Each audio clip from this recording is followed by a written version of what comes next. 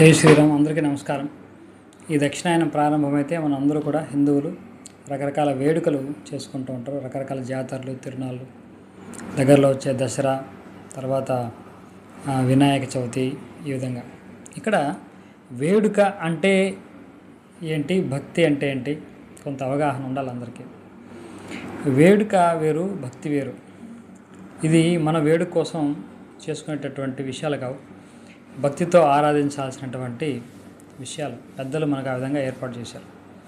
చాలామంది యువత, ప్రత్యేకించి వినాయక చవితి ఈ సీజన్ వచ్చిందనుకోండి, విగ్రహాలు పెట్టి దానికి 7 రోజులు 9 రోజులు రకరకాల ప్రోగ్రామ్స్. ఈరోజు కోలాటం, ఇంకో రోజు డ్యాన్స్ ప్రోగ్రాం, మూడో రోజు ఏదో ఆర్కెస్ట్రా, ఇలా రకరకాలుగా వీళ్ళు ప్రోగ్రామ్స్ చేస్తూ ఉంటారు. ఇవన్నీ కూడా భక్తే లేకుంటే వేడుక అంటే చాలా వరకు వేడుక అన్నామనుకోండి, అది మన ఆనందం కోసం మనం చేసుకునేది వేడుక. భగవంతుని ప్రీతిగా చేసేది అది భక్తి. కాబట్టి డిఫరెన్స్ ఆలోచించండి. అంటే ఉదాహరణకు తేలిగ్గా అర్థం కావాలంటే, మీరు మీ అబ్బాయి లేకుంటే అమ్మాయి బర్త్డే చాలా గ్రాండ్గా గొప్పగా చేయాలని అనుకున్నారు. మీకు బాగా డబ్బులు ఉన్నాయి, ఫస్ట్ బర్త్డే చాలా గ్రాండ్గా అందరిని ఇన్వైట్ చేశారు, పెద్ద హాల్ బుక్ చేశారు, జబర్దస్త్ ఆర్టిస్టులని ఇన్వైట్ చేసి, పిల్లలందరినీ ఇన్వైట్ చేసి వాళ్ళకి మంచి ఎంటర్టైన్మెంట్ కార్యక్రమం ఇచ్చారు. ఆ తర్వాత వచ్చిన వాళ్ళందరికీ స్నాక్స్, రకరకాల ఫుడ్స్ అన్నీ ఇచ్చారు. మీ పిల్లవాడికి ₹1,00,000 స్పెషల్గా డిజైన్ చేసిన డ్రెస్ తీసుకొచ్చి ఇచ్చారు.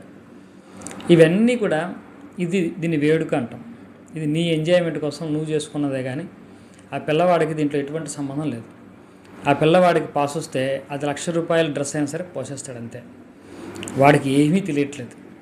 ఇది నీ వేడుక. ఆ విధంగా ఇక్కడ మనమున్నామా, భగవంతుడు ఉన్నాడా అంటే, ఇప్పుడు పిల్లవాడి ప్రీతిగా నువ్వేమైనా చేసావనుకోండి, అది భక్తి. భక్తి అంటేనే పరమ ప్రేమ రూప సా భక్తి అని నిర్వచనం. అంటే భగవంతుడి పట్ల మనకున్నటువంటి ప్రేమనే భక్తి అని అంటాం. కాబట్టి భక్తితో మీరు ఏం చేసినా సరే అది మనకు భగవద్ అనుగ్రహాన్ని ఇస్తుంది. మనం వేడుక కోసం భగవంతుణ్ణి మన ఆనందం కోసం వాడుకుంటున్నామంటే మనకి ఎటువంటి ఫలితం రాదు. పైగా ఇక్కడ మనకు తప్పులు చేసే అవకాశాలు ఉంటాయి. మన స్వార్థం ఉంది కాబట్టి భగవంతుడి పట్ల అపచారాలు జరిగే అవకాశాలు కూడా చాలా ఉంటాయి. కాబట్టి ప్రత్యేకించి యువత ఈరోజు గమనించాలి. రకరకాల వేడుకలు, వీళ్ళ యొక్క ఆనందం. నేను చాలాసార్లు చూశాను, అమ్మవారిని ఊరేగిస్తూ ఐటమ్ సాంగ్స్ పెట్టుకొని డ్యాన్స్ చేసుకుంటూ వెళ్తున్నారు. అంటే వాళ్ళకి అమ్మవారి ఊరేగింప, పల్లకి సేవ, అమ్మవారు అనేది లేదు. నాకొక ఎంటర్టైన్మెంటు, నాకొక నా ఆనందానికి ఒక వేదిక అని వాళ్ళు ఎగురుకుంటూ ఎంజాయ్ చేసుకుంటూ వెళ్తున్నారు.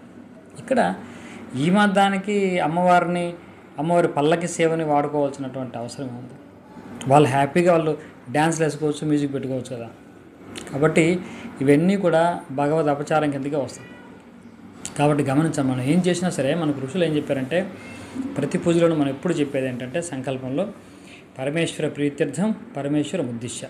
పరమేశ్వర ప్రీతిగానే ఏమైనా చేయండి. అన్నదానం చేస్తారు, వినాయక చవితి విగ్రహం పెడతారు, అన్నదానం చేస్తారు.